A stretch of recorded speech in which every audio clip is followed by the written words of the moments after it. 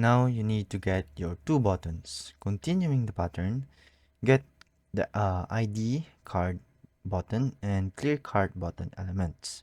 Store them in variables named card btn and clear card btn respectively.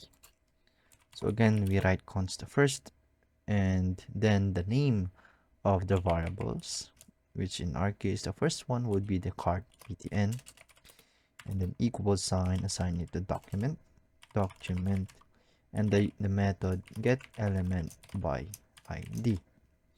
The first one would be cart-btn, and then the second one, first again, write const, and then the name of the variable, clear cart-btn, assign it to document, and then the method get element by id, and then the id of that element, which would be clear dash cart btn. So when we go to our in the HTML, we actually do have a button that has an ID card btn and the ID clear card btn.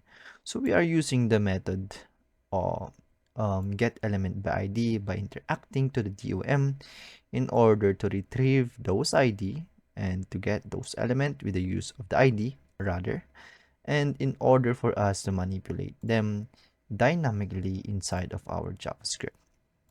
So nice.